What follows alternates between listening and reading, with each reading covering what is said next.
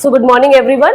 Welcome back to the class. So today we are going to start this particular tense that is called future perfect continuous tense, that is also called future perfect progressive tense, that falls under the category of the main topic tense. Tense का ही एक topic है, अभी हम लोग future में है.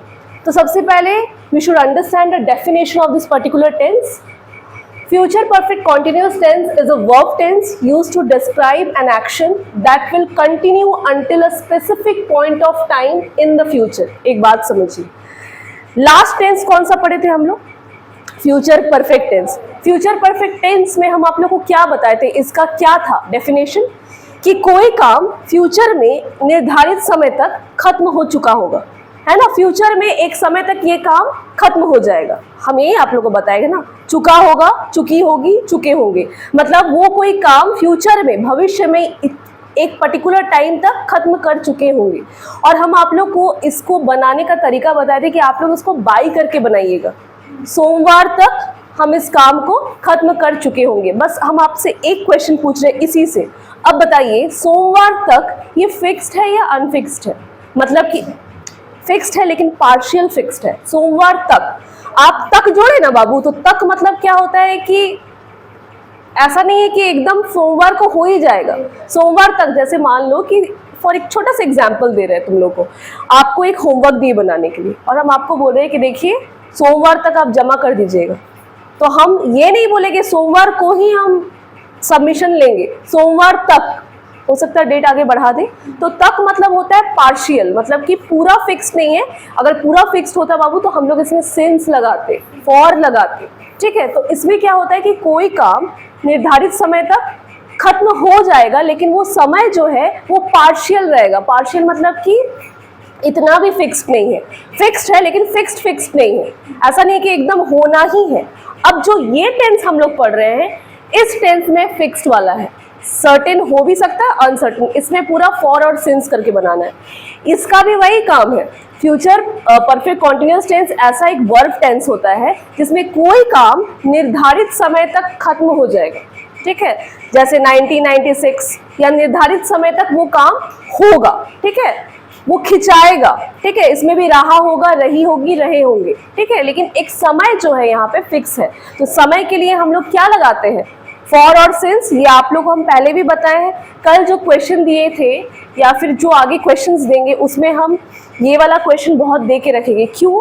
क्योंकि इसके बाद जब आप नरेशन पढ़ोगे ना, वॉइस पढ़ोगे, जब डायरेक्ट इनडायरेक्ट स्पीच पढ़ोगे, तब आपको ये बहुत हेल्प करेगा. हैव बीन वाला आपको बहुत मिलेगा.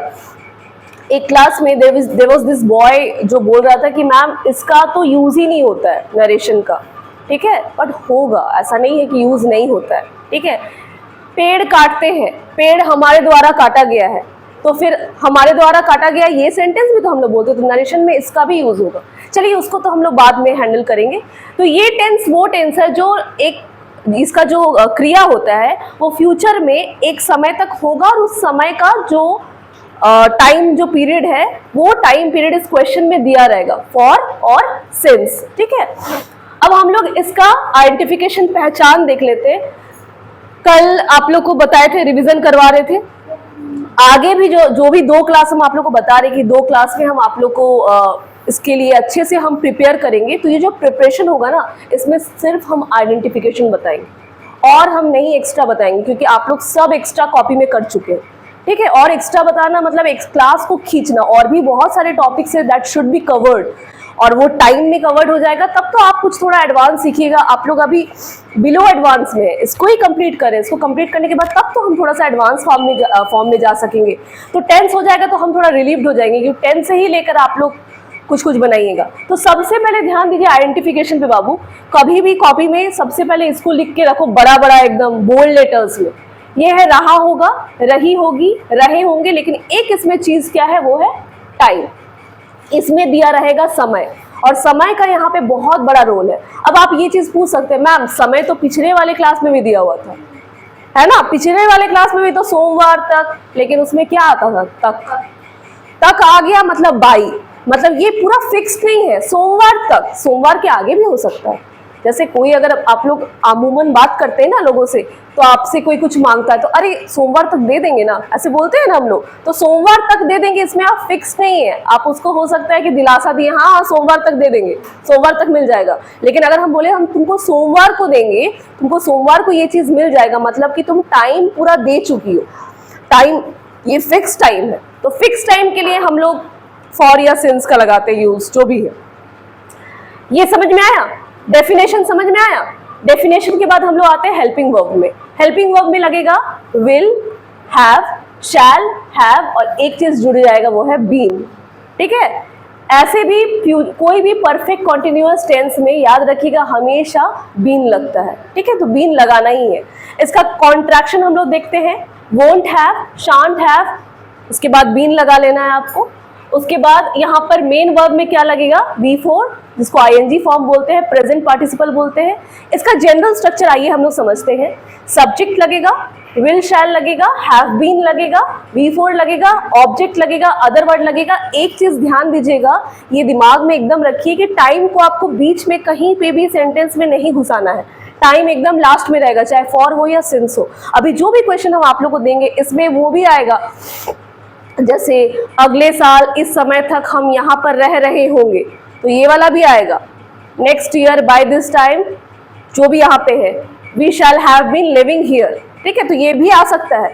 तो आपको टाइम जो है, जो मेन टाइम है, जैसे 1996, सोमवार, ये सब आप लास्ट में लगाइएगा, अगर फॉर और सिंस करके बन रहा है तो। अब यहाँ पे आते हैं टाइम। टाइम का मतलब यहाँ पे क्या दिया है? यहाँ दो टाइम होता है, एक पॉइंट ऑफ टाइम, एक होता है period of time. Point of time मतलब सर्टेन टाइम, जब एकदम फिक्स्ड है, 1994, 1996, चाइल्डहुड भी फिक्स है। ठीक है, मंडे भी, मंडे बोल रहे हैं, क्या बोल सकते हैं उसको, मॉर्निंग, इवनिंग, ये सारा चीज भी फिक्स्ड है। बहुत सारा चीज नहीं पता चलता है। पीरियड ऑफ टाइम मतलब लंबा पीरियड, जिसमें आपको पता नहीं है 2 साल, 2 हफ्ता, 2 महीना, इसमें कौन सा डेट नहीं पता है। पक्का पक्का जो डेट होता है वो पॉइंट ऑफ टाइम में आता है, पर्टिकुलर पॉइंट ऑफ टाइम। और पक्का पक्का जो डेट नहीं होता है, जिसमें 2 साल, 2 मिनट, ठीक है, 2 महीना, ये सारी चीज में हम लोग को पीरियड ऑफ टाइम फॉर लगता है। अब अफर्मेटिव सेंटेंस रूल में आते हैं। पहले सेंटेंस पढ़ो। हम 10 साल से यहाँ रह रहे होंगे। पहले आपको क्या ध्यान देना, आप लोग यहाँ पढ़ते, सेंटेंस हम आपको तरीका बता रहे हैं, ये हम भी करते, इसको छोड़ के इसको देखो, इसीलिए तुम लोग गड़बड़ा जाती है। हमेशा लास्ट चले जाओ कौन सा टेंस है, और फिर ध्यान रहो अरे ये तो इसमें आता है। अब एक चीज़ है, एक इशू आ सकता है जो कि बहुत कॉमन है, मैम भूल जाते हैं कि इसका ये आइडेंटिफिकेशन है, सबका चेहरा नोट सबका हिल रहा है सर, ये हम समझ सकते हैं, ये होता है। ये होने का कारण क्या है? अभी आप लोग सब पढ़ाई कर रहे हैं तो, या फिर कुछ अलग अलग चीज़ों में भी इंगेज है। ऐसा तो नहीं है कि दिन भर इंग्लिश ही पढ़ना है, तो अलग अलग चीज़ों के कारण आप लोग एक ही सब्जेक्ट को नहीं पढ़ रहे। सेकेंड चीज़, कभी कभी होता है ना, बहुत लोग ऐसे आते हैं जो बहुत ज़्यादा डीमोरलाइज हो जाते हैं। मैम 6 महीना क्लास किए, 9 महीना क्लास किए, 10 महीना क्लास किए, लेकिन अभी भी वो पकड़ नहीं बन रहा है। सबसे पहला आप खुद अपने आप क्या दिन भर इंग्लिश बोलते हैं? Tell me one thing honestly, कितना मिनट इंग्लिश बोलते हैं आप? मिनट छोड़ो, सेकेंड ही बता दो। बोलते? मजाक नहीं करे, बोलते? नहीं बोलते। यहाँ पढ़ाए, यहाँ से घर गए, ऑटो वाले के साथ भी आपको हिंदी में बात करना है, दुकान वाले के साथ भी आपको हिंदी में बात करना है, तो इंग्लिश भी बोलेगा तो ये वो लोग के लिए एलियन लैंग्वेज हो गया कि यहाँ तो हिंदी, ये हमारा रीजनल लैंग्वेज के अलावा हम लोग दूसरा क्यों बोलेंगे? घर पे भी अपना लैंग्वेज होता है। तो ये इंग्लिश जो है ना बाबू, ये टारगेट लैंग्वेज है। हम लोग एज टीचर्स आपको आपका जो अगर मोराल आपका जो गिर रहा है कि मेरा इंग्लिश नहीं इम्प्रूव हो रहा है, बाबू 5-6 साल लग जाता है आदमियों को, लोगों को एक चीज़ को समझने के लिए। क्यों? क्योंकि ये हमारा लैंग्वेज ही नहीं है, टारगेट लैंग्वेज है। टारगेट मतलब इस पर अभी टारगेटेड है, इसको सीखना है। हम आपको हिंदी में क्यों बता रहे हैं? हम इंग्लिश में भी तो समझा सकते हैं। ठीक है, इंग्लिश में हम क्यों नहीं बता रहे आपको? क्योंकि इंग्लिश हमारा ये लैंग्वेज सबको ही नहीं ना बोलते, रीजनल लैंग्वेज हमारा यहाँ पे हिंदी है। ठीक है, तो हम आपको कोशिश करेंगे कि आपका जो रीजनल लैंग्वेज है उससे होकर हम आपको इंग्लिश सिखाएं, तभी आप समझ पाइएगा। हमारा यहाँ पे क्या है कि हमको पहले, हम क्या बोलते हैं, पहले अपना हिंदी इंप्रूव करो, बोलते हैं ना। क्यों बोलते हैं? ऐसा नहीं है कि हम आपका मजाक उड़ा रहे हैं, ऐसा इसलिए क्योंकि जो हिंदी है ना बाबू, सबका हिंदी क्या है, मेरा भी ऐसा नहीं है कि हम भी बहुत पक्का हिंदी बोल रहे हैं, अभी जो हम ही बोल रहे हैं वही मैं करके बोलना चाहिए। हमारा रीजनल लैंग्वेज ऐसा है कि हम बोलते हैं, यहाँ पे हम मतलब वी हो जाता है। उस दिन ही खुशी पूछ रही थी या लक्ष्मी पूछ रही थी कि हम के लिए क्या लिखे मैम, हाँ तो वही चीज़ है, हम तो हम लोग हम करके बोलते हैं, लेकिन वो क्या होता है, मैं होता है ना, तो हमारा यहाँ पे ही तो गलत है। लेकिन यहाँ पे सारे लोगों का यही रीजनल भाषा है। आप कहीं और चले जाओ, बॉम्बे चले जाओ, हैदराबाद चले जाओ, आप वहाँ और अजीब बोलते, ठीक है। अजीब मतलब क्या, वो उनका लैंग्वेज है, वो ऐसे ही बात करते है ना, तो आपको लगेगा कि ये क्या बोल रहे हैं, लेकिन उस लैंग्वेज से होकर वो इंग्लिश सीखते हैं। तो आपको पहले अपना वो लैंग्वेज पे पकड़ बनाना पड़ेगा, ठीक है, तो उसके बाद आप सीखेंगे। तो मेरा बोलने का तात्पर्य ये है कि आप कभी भी ऐसा बिलो कॉन्फिडेंस फील नहीं कीजिएगा कि मेरा इंग्लिश नहीं हो पा रहा है। ये धीरे धीरे, ये प्रैक्टिस का चीज़ है बाबू, आप जितना प्रैक्टिस करोगे, हम लोग प्रैक्टिस में हैं, ठीक है, हम लोग का सब्जेक्ट भी वही है, हम लोग रोज वही चीज़ कर रहे हैं, प्लस घर पे भी नहीं भी बात कर, लेकिन हम लोग स्टूडेंट से तो डील कर रहे हैं, तो हम इंग्लिश के अराउंड ही है। लेकिन आप लोग क्या है, अलग अलग सब्जेक्ट्स पढ़ रहे हैं, तो आप लोग नहीं हो पाता। उसके बाद घर पे भी वो इन्वायरमेंट नहीं मिलता है। घर आपका क्या, मेरे घर पे भी किसी के भी घर पे इन्वायरमेंट नहीं है। कोई तो ऐसा तो नहीं है कि हम लोग सब ब्रिटिश पीपल के साथ रह रहे हैं, सबका अपना अपना लैंग्वेज है ना। हम लोग घर जाके अपना लैंग्वेज बोलते हैं, आप अपना लैंग्वेज बोलिएगा, तो इसमें डरने वाली कोई बात नहीं है, ठीक है। ये टाइम लगेगा, टाइम टेकिंग प्रोसेस है, ये हो ही नहीं सकता है कि 2 महीना 3 महीना 4 महीना 5 महीना, कोई फिक्स टाइम नहीं है। आपको समझ में आ गया जिस दिन वो क्लिक कर लिया कि ऐसे होगा तो हम बना लेंगे आपका इंग्लिश डन। उसके लिए क्या चीज़ है, 1 घंटा 2 घंटा आप निकालिए कि हम 1 घंटा ही टाइम देंगे इंग्लिश के लिए, 1 घंटा ही निकालेंगे, जो मैम बताइए उसको रिवाइज करेंगे। ये वाला समझ में आया? आपको कुछ नहीं करना है, आप सब्जेक्ट देखिएगा, सब्जेक्ट के बाद आप शैल और विल पहले ही बता चुके हैं, आप शैल आई और वी के साथ लगा सकते हैं, अदरवाइज आप विल भी सब में लगा सकते हैं। तो वी लिखिए, विल लिखिए, हैव बीन, इसमें सब में हैव बीन लगेगा। उसके बाद जो भी क्रिया है, ये जो चीज़ है that is verb. Verb part से जितना हो सके एक्सपेरिमेंट कीजिए, जितना भी आपको शब्द आ रहा है आप उसको कॉपी में जॉट डाउन कीजिए, लिखिए, अच्छा इसका क्या होता है, इसका क्या मीनिंग होता है, उसका क्या मीनिंग होता है, तो वो आपके लिए बहुत अच्छा रहेगा। जैसे यहाँ लिविंग है तो रिसाइडिंग भी होता है, स्टेइंग भी होता है, ठीक है, तो वो अच्छा रहेगा आपके लिए। उसके बाद ये ऑब्जेक्ट है, ऑब्जेक्ट लग गया, अदर वर्ड हो गया, जो भी है। उसके बाद ये जो चीज़ है वो आप यहाँ से उठा के ले आएगा 10 साल। आप 10 साल पॉइंट ऑफ टाइम है या पीरियड ऑफ टाइम है? पीरियड ऑफ टाइम है। 10 साल मतलब पीरियड हो गया, लंबा पीरियड। हमको नहीं पता कि इसमें 10 साल में कौन सा डेट था, डेट के बारे में आपको पता है, आप डेट नहीं जान रहे ना, तो डेट नहीं जान रहे तो उसके लिए आप फॉर लगा दीजिए, हाँ फिक्स्ड है। अब हम आप लोग को एक बात बता रहे हैं, अगर हम यहाँ पर लिख देते अगले साल इस समय तक, तब आप क्या करते?